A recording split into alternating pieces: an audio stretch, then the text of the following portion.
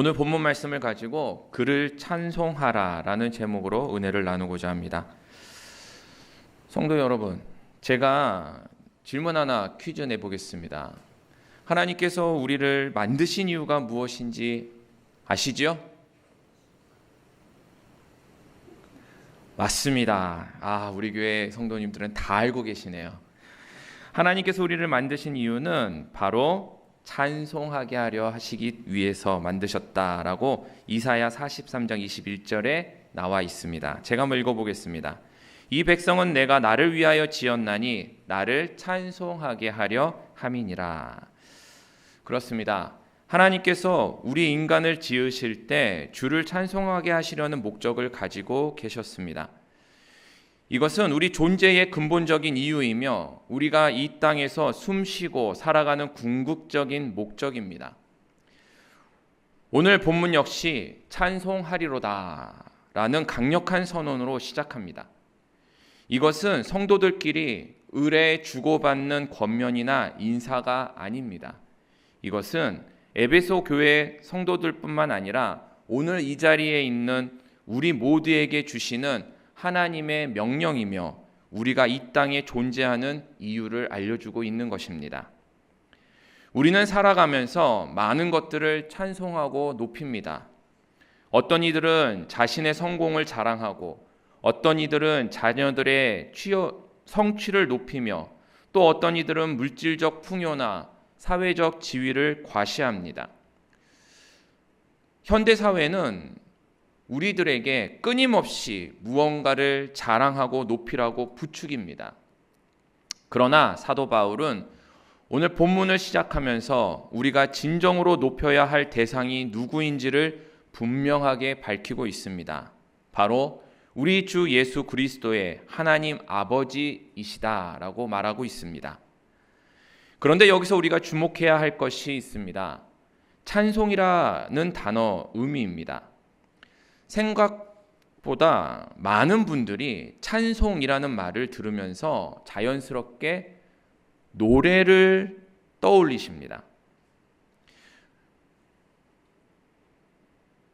영어에서 노래를 뜻하는 송과 관련이 있다고 생각들을 하시는 거죠. 아마 여기도 몇 분 계실 겁니다. 찬송, 송, 노래 생각하실 겁니다. 하지만 성경에서 말하는 찬송은 단순히 노래를 의미하지 않습니다. 물론 노래가 찬송의 한 부분이 될 수는 있으나 찬송의 본래 의미는 칭찬할 찬자에 기릴 송, 기억할 송자입니다. 그래서 하나님을 기억하고 기리며 칭찬하고 높이는 이러한 모든 행위가 찬송입니다. 노래와는 상관없는 단어입니다. 우리는 말로 혹은 우리의 삶으로 우리의 존재 그 자체로 하나님 되심을 드러내며 그분을 높이는 것, 이 모든 것이 찬송이 되는 것입니다. 노래로, 춤으로, 그림으로, 조각으로 하나님을 찬송할 수도 있습니다. 또는 말과 제스처로도 찬송할 수 있습니다. 여러분들 예전에 축구팀, 할렐루야 축구팀 알고 계시죠? 골 넣으면 어떻게 하는지 아세요? 막 뛰어가지고 슬라이딩 하면서 막 이럽니다. 저만 본 것 같습니다. 저만 옛날 사람이고 여기 계신 분들은 한 번도 보신 적이 없나 봐요. 이게 뭐예요? 그라운드에서 그 필드에서 막 이렇게 손 모아서 이렇게 하는 게 뭡니까? 하나님께 감사한다. 내 이 골의 영광을 하나님께 돌리겠다라는 그런 찬송의 제스처입니다. 꼭 노래가 아니더라도 하나님을 찬송할 수 있는 방법은 많이 있습니다.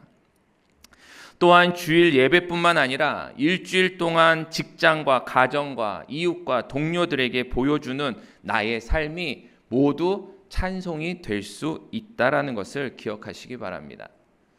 이처럼 우리는 하나님을 찬송하는 존재입니다. 특히 오늘 본문은 성부, 성자, 성령 이 삼위 하나님께서 우리를 어떻게 찬송이 되게 하셨는지 찬송에 대해서 아주 깊은 교훈을 주고 있습니다. 그 교훈을 깨달아서 하나님을 온전히 찬송하는 저와 여러분들 되기를 주님의 이름으로 간절히 축원합니다. 첫 번째 교훈입니다. 하나님 아버지는 우리를 자녀로 삼으셔서 은혜의 영광을 찬송하게 하셨습니다. 좀 길죠? 근데 첫 번째, 성부 하나님 아버지는요, 우리를 자녀로 삼으셔서 은혜의 영광을 찬송하게 하셨습니다. 본문 5절에서 6절은 이렇게 이야기합니다. 우리를 예정하사 예수 그리스도로 말미암아 자기의 아들들이 되게 하셨으니 이는 그의 은혜의 영광을 찬송하게 하려 하는 것이다. 여기서 가장 중요한 단어는 아들들입니다. 하나님은 우리를 일꾼으로 부르신 것이 아니라 자녀로 삼으셨습니다. 일꾼과 자녀의 차이는 우린 다 알고 있습니다. 일꾼은 해고가 될 수 있습니다. 일을 잘 못하거나 주인의 뜻을 거스르거나 혹은 능력이 떨어지면 언제라도 교체될 수 있습니다. 그러나 자녀는 다릅니다. 자녀는 비록 능력과 지혜가 부족하더라도 그거와는 상관없이 혹은 또 성과와 무관하게 오직 아버지와 관계로만 맺어진 존재입니다. 그것도 우리의 자격이나 공로 때문이 아니라 오늘 본문 말씀에서는 전적으로 하나님의 은혜다라고 밝히고 있습니다. 이것을 쉽게 이해하려면 입양의 개념을 이해하시면 됩니다. 입양에는 분명한 특징이 하나 있습니다. 무엇이냐면 입양되는 어린아이에게는 아무런 공로가 없다라는 것입니다.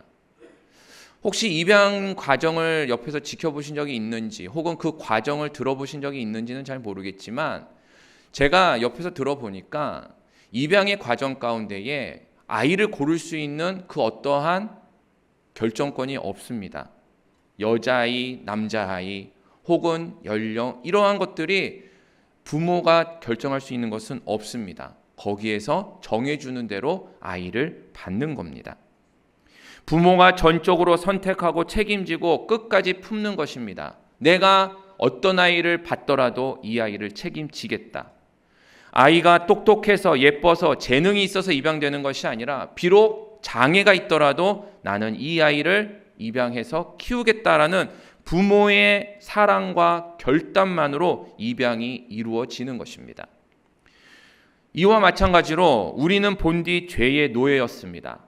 사망과 저주에 매여 살아야만 하는 존재였는데 하나님께서 우리를 사랑하시기로 결단하시고 우리를 구원하시기로 선택하셔서 우리가 하나님의 자녀로 입양된 것입니다. 우리가 하나님의 자녀가 되었다는 사실, 그 오직 한 가지만으로 하나님의 일방적인 사랑과 은혜를 말해주고 있는 것입니다. 우리 안에 자랑할 것은 하나도 없습니다. 우리가 무언가를 잘했기 때문에, 우리가 무언가를 가지고 있기 때문에, 우리가 무언가 자격이 되기 때문이가 아니라 오직 하나님의 은혜로만 된 것입니다. 하나님이 우리를 자녀 삼으신 목적은 분명 하나님의 뜻 안에 있습니다. 그것은 우리를 높이기 위함이 아니라 하나님의 은혜가 얼마나 큰지를 드러내시기 위함입니다. 나 같은 죄인도 하나님께서 사랑하셔서 은혜로 자녀 삼아 주셨음을 만인들이 알 수 있도록 보이시기 위함입니다. 성도 여러분, 이곳에 있는 우리는 모두 하나님의 자녀인 줄 믿습니다. 성별과 나이도, 성품도, 소유도, 배움도 모두 다 다르지만 모두가 하나님을 아버지라 똑같이 부르며 기도하고 노래하고 예배하는 하나님의 자녀들입니다.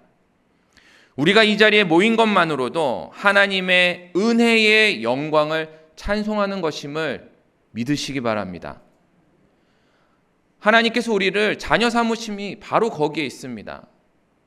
아버지라 부를 수 있는 자들이 모였어 그곳에서 예배하는 그 자리가 바로 하나님의 은혜를, 영광을 드러내는 찬송의 자리인 것입니다. 우리가 아버지의 은혜에 감사하는 것만으로도 은혜의 영광을 찬송하는 것임을 잊지 마시기 바랍니다. 우리는 무언가 위대하고 큰 업적을 남기고 누군가에게 드러낼 수 있을 법한 어떤 무언 성취를 해야 된다라고 생각을 합니다. 어떠한 자격이 있으면 더 큰 영광을 돌릴 수 있을 거라 생각합니다. 하지만 그렇지 않습니다.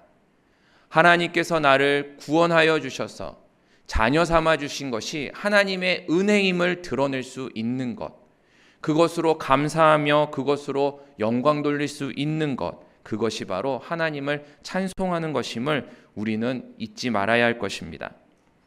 그렇기에 성도는 자신의 삶을 통해 이렇게 말해야 합니다.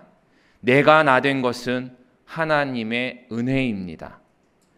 여기까지 온 것은 오직 하나님의 은혜입니다. 라고 말입니다. 우리가 그렇게 하나님의 은혜를 고백할 때에 은혜의 영광을 찬송하는 자로 하나님께 세워지는 것임을 기억하시기 바랍니다. 간절히 바라건대 우리 모두 하나님의 은혜의 영광을 찬송하는 자가 되기를 간절히 축원합니다. 두 번째 교훈입니다. 성자 예수 그리스도는 우리를 하나님의 기업으로 삼아 그의 영광의 찬송이 되게 하셨습니다. 다시 한번 읽어볼게요. 성자 예수 그리스도는 우리를 하나님의 기업으로 삼아 그의 영광의 찬송이 되게 하셨습니다. 본문 11절 12절을 보면 이렇습니다. 우리가 또한 그의 기업이 되었으니 그의 영광의 찬송이 되게 하려 하심이다. 여기서 놀라운 사실은 우리가 하나님을 기업으로 얻은 것이 아니라 예수 그리스도께서 우리를 하나님의 기업이 되게 하셨다라는 점입니다. 예수님께서 모든 것을 대속하시고 하나님이 우리의 기업이 되게 하셨다라고 우리는 생각하기 쉽지만 사실은 예수님이 우리를 대속하셔서 우리가 하나님의 기업이 되게 하셨다라는 점입니다. 우리가 하나님을 소유한 게 아니라 하나님께서 우리를 소유하셨다라는 겁니다. 기업이란 단순한 재산이 아닙니다. 가장 소중히 여기고 끝까지 지키려는 소유를 말합니다. 그래서 스바냐 3장 17절은 우리에게 이렇게 이야기합니다. 너의 하나님 여호와가 너희 가운데 계시니 그는 구원을 베푸실 전능자이시라. 그가 너로 말미암아 기쁨을 이기지 못하시며 너를 잠잠히 사랑하시며 너로 말미암아 즐거이 부르시며 기뻐하신다라고 우리에게 말하고 있습니다. 구약에서 하나님은 이스라엘을 향해서 내 기업이다라고 부르셨습니다. 신명기 32장을 보면 여호와의 분깃은 자기 백성이라 야곱은 그가 택하신 기업이다라고 가르쳐주고 계십니다. 이렇게 살펴본 바와 같이 하나님께서는 우리에게도 동일하게 말씀하고 계십니다. 하나님은 우리를 자녀로 삼으신 후에 단지 멀리서 지켜보면서 방관하는 분이 아니라 우리를 당신의 기쁨과 자랑으로 여기시고 보배로운 소유로 품고 계십니다. 이것을 오늘 본문에서는 우리가 하나님의 기업이 되었다라고 말하고 있는 것입니다. 그가 바라던 영광의 찬송이라는 말은 우리가 무엇을 잘해서 하나님께 영광을 돌린다라는 의미가 아닙니다. 하나님께서 구원하신 백성들을 보시면서 이것이 내 영광이다 라고 말씀하시는 겁니다. 우리가 어떠한 능력을 보여주어서도 어떠한 결과와 어떠한 소유가 있어서가 아니라 그냥 우리를 구원하심으로써 우리가 하나님의 영광이 되었고 하나님께서는 그것을 기뻐하신다라는 겁니다. 마치 부모가 자녀를 바라보면서 기뻐하고 자랑스러워하는 것처럼 말입니다. 혹시 여기 계신 분들 우리 자녀가 좋은 대학에 들어가서 기쁘십니까? 자랑스러우십니까? 아닙니다. 좋은 대학 못 들어가도 내 자녀 자랑스럽고 사랑합니다. 그러시죠? 네. 내 자녀가 내 말만 잘 듣기 때문에 사랑하시고 자랑스러워 하십니까? 그가 실수하지 않기 때문에 그의 모든 행실이 모범이 되고 모든 것이 좋아 보여서 그가 자랑스럽고 좋으십니까? 아닙니다. 때로는 실수하고 내 말을 듣지 않고 고집 피우고, 그렇더라도 내 자식이라는 이유만으로 그가 자랑스럽고 사랑스럽습니다. 바로 그런 겁니다. 우리가 뭔가 대단해서가 아니라 단지 하나님께서 우리를 구원하셨다라는 것만으로도 우리를 하나님의 기업이 되게 하셨습니다. 하나님의 기쁨이 되고 자랑이 되고 하나님께서 우리를 영광이 된다라고 선언해 주신 것입니다. 그래서 신명기 7장 7, 8절에서는 이렇게 이스라엘에 대해서 이야기하십니다. 여호와께서 너희를 기뻐하시고 너희를 택하심은 너희가 다른 모든 민족보다 수요가 많기 때문이 아니니라. 너희는 오히려 모든 민족 중에 가장 적으니라. 오직 여호와께서 너희를 사랑하심으로 말미암았다라고 이야기하십니다. 하나님이 우리를 택하신 이유는 우리의 능력이나 자격 때문이 아닙니다. 오직 하나님께서 사랑하시기로 작정하셨고 실제로 사랑해 주셨기 때문입니다. 그리고 그 사랑받는 백성의 존재 자체가 하나님의 영광을 드러내게 됐습니다. 우리가 살아 숨쉬는 것, 믿음을 지키는 것, 하나님의 백성으로 살아가는 것 자체가 하나님의 영광의 찬송이 되는 것입니다. 아멘. 그런 의미에서 옆에 분을 좀 쳐다보시기를 바랍니다. 쳐다보지 마시고 바라보시기 바랍니다. 옆에 사람이 잘생겨서 하나님의 영광이라고 생각하십니까? 옆에 사람의 직업이 좋아서 연봉이 좋아서 헌금을 많이 해서 하나님의 영광이라고 생각하십니까? 아닙니다. 하나님께서 자녀 삼아 주시고 이 자리에 함께 예배할 수 있도록 보내주셨기 때문에 이미 그는 하나님의 영광인 것입니다. 부족해 보여도 연약해 보여도 나도 하나님의 영광이 되는 것입니다. 그런 의미에서 옆에 분과 이야기해 볼까요? 성도님은 하나님의 영광입니다. 나도요. 네. 우리가 죄가 없고 완벽하기 때문에 하나님의 영광이 되는 거 아닙니다. 단지 예수를 그리스도라고 시인하고 고백함으로 하나님의 자녀가 된 것, 그리고 그 예수 그리스도로 말미암아서 하나님의 기업이 된 것, 그것만으로도 하나님의 영광이 된 것입니다. 내 안에서 이미 하나님께서 영광 받으시고 빛이 나게 하시는 것입니다. 사랑하는 성도 여러분, 우리는 하나님의 기업임을 잊지 마시기 바랍니다. 내가 조금 부족해도 연약해도 실수하고 넘어지고 허물이 있어도 변함없는 하나님의 기업입니다. 하나님께서 그 무엇보다도 그 누구보다도 귀하게 여기시고 사랑하시며 기뻐하시는 존재인 줄 믿으시기 바랍니다. 그리고 그 존재만으로도 하나님께서는 영광의 찬송이 되게 하신 것입니다. 우리로 인하여서 하나님이 높임을 받으시고 하나님께서 칭찬받으시는 겁니다. 우리 모두 오직 하나님만을 높여드리고 하나님께 영광 돌려드리는 찬송이 될 수 있기를 간절히 축원합니다. 세 번째 교훈입니다. 성령 하나님은 우리를 인치셔서 기업의 보증이 되게 하심으로 그의 영광을 찬송하게 하셨습니다. 13절 14절을 보면 약속의 성령으로 인치심을 받았으니 이는 우리 기업의 보증이 되사 그의 영광을 찬송하게 하려 하심이다 라고 이야기하고 있습니다.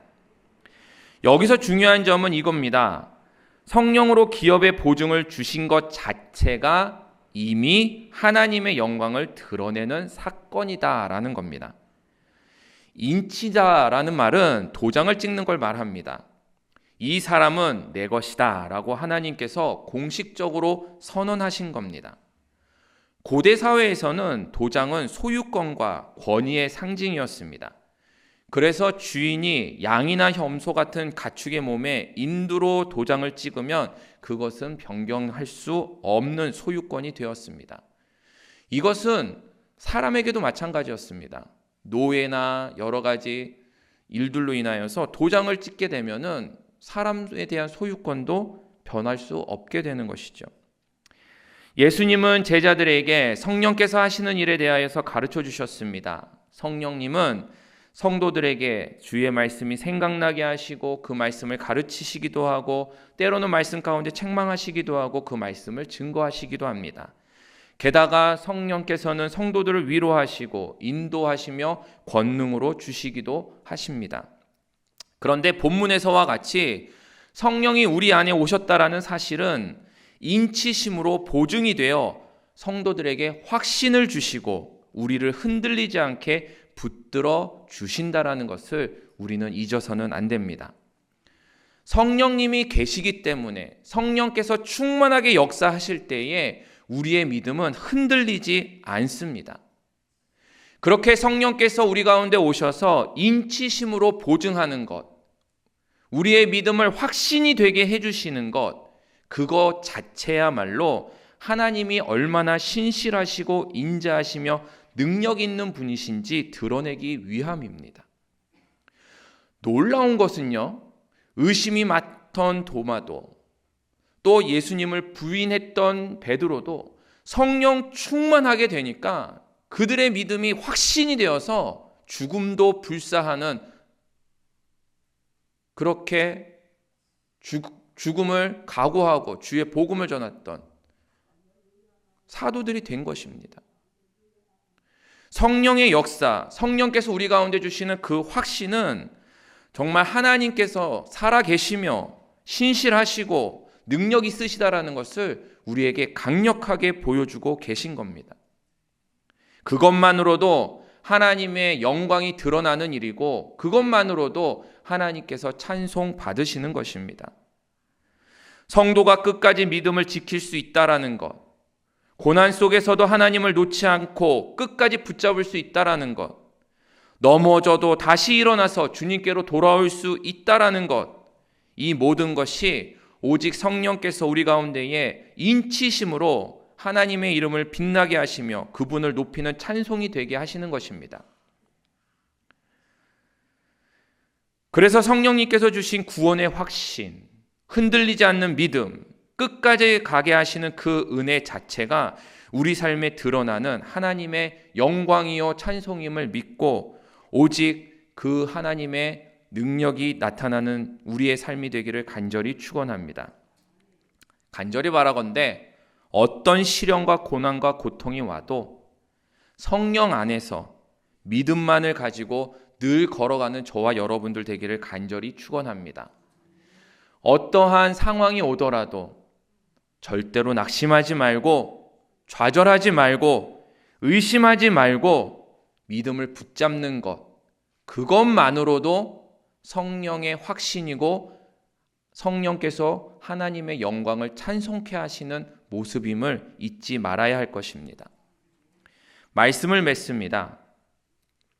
성도 여러분, 하나님은 오늘 본문을 통해서 우리 존재 자체가 하나님의 영광을 찬양하는 것임을 깨닫게 해 주셨습니다. 연말 시상식을 보면은요, 거기에 나온 사람들 중에 몇몇 사람들은 꼭 하나님께 영광을 돌립니다 라고 이야기를 합니다. 어렸을 때 그 모습을 보면은요, 나도 하나님께 영광을 돌려드리고 싶은데 라는 생각이 있곤 했습니다. 근데 나는 그러지 못하는구나. 그런데 나이가 들고 말씀을 배우고 또 주님께서 깨닫게 하실 때마다 알게 된 것은 그것으로 하나님께서 영광을 받으시는 게 아니다라는 겁니다. 내가 무언가를 했기 때문에 영광이 되고 무언가를 못했기 때문에 하나님의 부끄러움이 되는 것이 아니라 오늘 말씀과 같이 존재 자체만으로 영광을 찬양하는 것이 됨을 가르쳐주고 계십니다. 하나님은 우리 인생 자체를 찬송, 하나님을 높이는 것으로 만드셨습니다.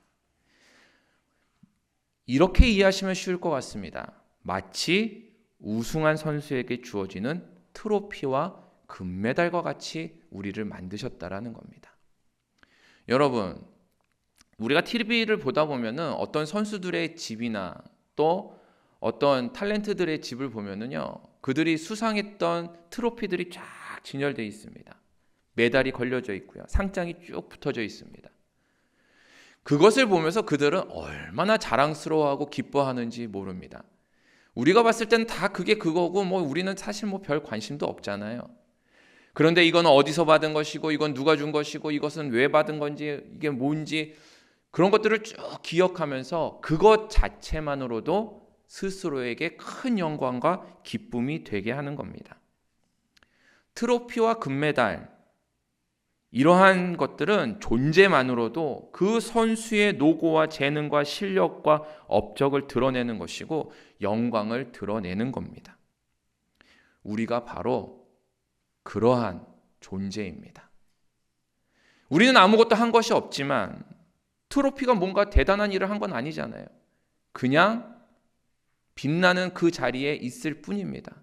그런데 그것을 보면서 그 주인이 기뻐하고 즐거워하는 것처럼 우리는 아무것도 한 것 없지만 하나님께서 보시기에 의롭게 여기시고 우리를 기업이 되게 하셔서 우리 안에서 하나님의 영광을 드러내게끔 하셨습니다.